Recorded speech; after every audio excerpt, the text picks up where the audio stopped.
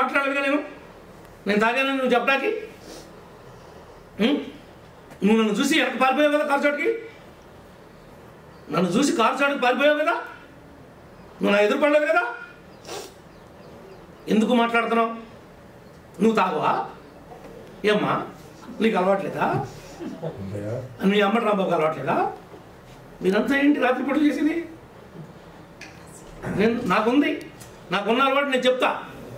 Yes నాకుందని చెప్తా. తప్పే ఉంది?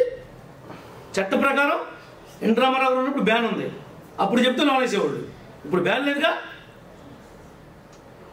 ఇప్పుడేం బ్యాన్ లేదు కదా ఏపీలో ముందు తాగకూడదని. తాగి వచ్చాడు పెళ్ళికి, ఎవరిని అల్లరి చేద్దాం అనుకున్నావు? నీకు తాగుడు అలవాట్లేదా? నేను రాట్నాలమ్మ అమ్మవారు అక్కడ ఉందిగా, అక్కడ సాయిబాబా గుడి పెట్టి ఒక ఉండి పెట్టి నువ్వు నీ బాబు డబ్బులు తీసుకున్నారుగా, ఆ ఉండి డబ్బులు కొట్టేసి నువ్వేగా. పోనీ ఆ ఉండిలో డబ్బులు తీసి ఈ మంచి పని చేసామని చెప్పండి. 15 ఏళ్ళకి గుడి పెట్టావు, గుడి పక్కన ఇంకో గుడి కట్టావు, ఆ గుడిలోకి వచ్చినాడు ఈ గుడిలో కూడా వెళ్ళి దండం పెట్టుకుంటే కోరికలు ఏమైనా తీరుతాయో ఈ గుడిలో కూడా దండం పెట్టి ఈ ఉండిలో కూడా డబ్బులు ఎత్తున్నాడు. దానికి లెక్క జమ ఉంది వాళ్ళకి. ఆ డబ్బు అంతా నీ బాబు పర్వం, నీ పర్వేగా. ₹1 లెక్క చెప్పు. గుడి పక్కన గుడి కట్టి డబ్బులు కొట్టేసే మనిషివి నీ బాబు, నువ్వు, నీది చరిత్ర. నువ్వు హిస్టరీ గురించి చెప్తున్నావు, మాట్లాడుతున్నావు పెద్ద పెద్ద మాటలు. పేరుకి సాఫ్ట్వేర్, అంతా క్రిమినల్. సాఫ్ట్వేర్ ముసుగులో నీ అంత క్రిమినలే లేడు. నువ్వు క్రిమినల్ కాబట్టే నా ఉన్న 85 ఏళ్లలో నా నాయకుల్ని కార్యకర్తల్ని 650 మందిని జైలుకి పంపించావు. నేను ఒక్కడిని పంపించానా 8 నెలల్లో? ఒక్క తప్పుడు కేసు కట్టించానా? ఒక్కడిని పంపించానా? కానీ పాత కేసులన్నీ తీస్తా. నువ్వు పోలవరం రైట్ మెయిన్ కెనాల్లో లెఫ్ట్ బ్యాంకు రైట్ బ్యాంకు మొత్తం దోశావు. డీజీకి ఇస్తా, విజిలెన్స్ ఎంక్వైరీ చేపిస్తా, ముఖ్యమంత్రి గారిని ఉప ముఖ్యమంత్రి గారిని కలుస్తా, నీ చరిత్ర అంతా తీస్తా. నిన్ను వదిలిపెట్టే ప్రసక్తే లేదని చెప్పి కూడా ఈ సందర్భంగా తెలియజేస్తున్నా. నీ దగ్గర దమ్ముంటే రాజకీయంగా చూసుకోవచ్చు. నేను తిరగనంటే నువ్వు చేసిన తప్పులకి సమాధానం చెప్పి తిరగమన్నా, తప్పు ఒప్పుకుని కొల్లేలో డబ్బులు కట్టి తిరగమన్నా. నేను తిరగనంటే నువ్వు ఈ తప్పుడు పనులను చేసి నేను తిరుగుతానంటే ఊరుకుంటామా? అంటే మాకు చేత కాదా నేనేం చేయటం? కానీ పద్ధతి ఉంది. ఆ పద్ధతి కోసం, నిబద్ధత కోసం, పార్టీ యొక్క కమిట్మెంట్ కోసం మేము నీతో గొడవ పడతా. అంతే తప్ప చేతగాంతనం అనుకోవద్దు మా మంచితనాన్ని. ఓకే, ఇంకెందుకు తీశారు? ఇంకెందుకు రంకులు వేస్తున్నావు? ఎవడి మీద వేస్తావు రంకులు? నువ్వు వేసావు, నీ జగన్ వేశాడు. వై నాట్ 175 అన్నాడు. ఏమైంది? మీ రంకులన్నీ ఏమైపోయినాయి? ప్రజలు ఏం చేయాలో మీకు ఎక్కడ కాల్చి వాతలు పెట్టాలో అక్కడ పెట్టారు. అంటే ఆ వాతలు చూపించుకుంటానికి కూడా లేనటువంటి రహస్య ప్రదేశంలో పెట్టారు. ఆ వాతలు నాకు ఇక్కడ పెట్టారని చెప్పుకోవడానికి కూడా లేదు. అలాంటి వాతలు పెట్టారు. ఇంకా సిగ్గు లేకుండా మాట్లాడుతున్నారు ఏంటి? ఇంకెందుకు మాట్లాడుతున్నారు? మీకు సిగ్గు అనిపించట్లేదా అని అంటాడు అబ్బయ్య. అభివృద్ధి లేదు, సంక్షేమం లేదు దెందులూరులో అంటాడు. 4000 పెన్షన్ నీ అబ్బ సొత్తమ్మా? ఆ ఇచ్చింది నీ అబ్బ సొత్తా లేకపోతే నీ జగన్ అబ్బ సొత్తా? అది సంక్షేమం అనరా? దాని సంక్షేమం లెక్కలోకి రాదు. అది ఈ రోజున ఒక్క రోడ్డు కూడా చంద్రబాబు గారి నాయకత్వంలో ఈ ప్రభుత్వం వచ్చాక గుంటలు లేని రోడ్డుని నియోజకవర్గంలో మార్చా. 85% బాగు చేశా.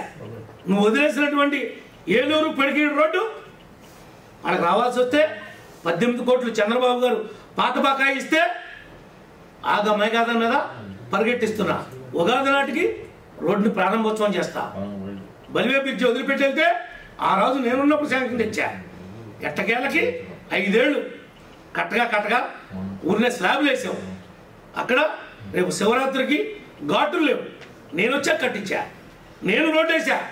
రా రేపు బలివేకి వచ్చి చూడు, నీకు కళ్ళుంటే ఏం అభివృద్ధి జరుగుతుందో గర్వపడు. నియోజకవర్గం ఇంత బాగుపడుతుందని. ఏలూరు రామసింగవరం వయ్యా బాదరాల రోడ్డు 3 కోట్లు ఇచ్చా. మొండూరు మేదనరావుపాలెం 3 కోట్లు ఇచ్చా. ఇవన్నీ ఎవడమ్మా మొగడు సొమ్ము? ఈ ప్రభుత్వం చదివించింది. నువ్వు ఏడవలేకపోతే, నువ్వు మీ జగన్ సతికిలు పడితే, రోడ్లన్నీ పాడైపోతే మేము గుంటలు పోతుంటే ఆనాడు పిలుపునిస్తే గుంటలు పొడచమని కార్యకర్తల దగ్గర సంఘాలు పోగేసి గుంటలు పూడుస్తుంటే రోడ్డు తవ్వావు అని కేసు పెట్టావు నా మీదే. ధర్మాజిగూడెం పిఎస్లో కేసు ఉంది, చింతలపూడిలో కేసు ఉంది నా మీద. నా నియోజకవర్గం కాకపోయినా దేనికి పెట్టారు? నేను రోడ్డు తవ్వేస్తున్నానంట. నాకు నా పక్క కాన్స్టిట్యున్సీలోకి వెళ్ళి మాజీ ఎమ్మెల్యే అక్కడ రోడ్డు తవ్వే పనే ఉంటుందండి.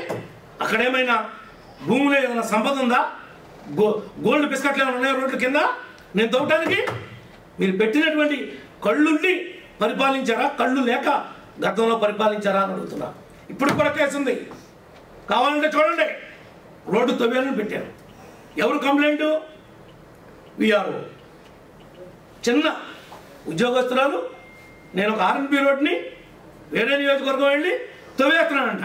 ఆ రోడ్డు తవ్వేస్తే జగన్ ఇంట్లో తవ్వితే బిస్కెట్లు వస్తాయేమో, రోడ్డు తవ్వితే ఏమొస్తాయి బిస్కెట్లు? రోడ్డు కింద బిస్కెట్లు ఉంటాయి తవ్వుతాకు నేను. ఇలాంటి కేసులు పెట్టి ఇవాళ ఏదో కేసు పెట్టారంట, కేసు కట్టారంట, లబలబలబలాడుతారంటమ్మా. లబలబలాడతాం చేసిన తప్పుకి, చేసిన ఘోరాలకి. ఇంట్లో ఉన్నటువంటి ఆడపిల్లల్ని రోడ్డు మీద మాట్లాడినందుకు మీ కేసే పెట్టారంటున్నావు. చట్టం ఒప్పుకోదు, డెమోక్రసీ సిస్టంలో ఉన్నాం కాబట్టి. కానీ వంశీగారి నాలికి ఎదర లాగి కోసేది కదా, నాలిగిట్ట లాగి అక్కడ కోసేది. అప్పుడు కానీ పనిష్మెంట్ సరిపోదు. ఒక్క కేసే అంటారేంటి? ఎలాంటి మాటలు మాట్లాడారు, ఎలాంటి అవహేళన చేశారు, ఎలా వికటంగా నవ్వుకున్నారు. ఆ అసెంబ్లీలో విజువల్ చూపించండి అయ్యా, ఎలా నవ్వుకున్నాడు జగన్. వీళ్ళు మాట్లాడుతుంటే వాళ్ళు నవ్వుకున్నారు. ఈ మిగిలిన వాళ్ళందరూ కూడా మంది బలం ఉంది కదా అని పేటరేగిపోయి విచ్చలవిడిగా చేసి ఇవాళ ఏదో మాట్లాడుతున్నాడు. వీళ్ళందరూ మాట్లాడుతున్నారు. జగన్ ఎందుకు పోయాడు బెంగళూరు? వంశీ దగ్గరికి రావచ్చుగా, జైలుకి వెళ్ళొచ్చుగా. ఒక దాంట్లో పుట్టి ఇంకో దాంట్లోకి వచ్చాడు కదా వాడు. నీ గూడికి చేశాడు కదా, నువ్వు తిట్టించావు కదా వాడితో. వాడు జైలుకి వెళ్ళాడంటే కారణం వాడు జగనే. జగన్ డైరెక్షన్తో తిట్టాడు, జగనే ప్రోత్సహించాడు. ఇవాళ పనిష్మెంట్ అనుభవిస్తుంది ఎవడు?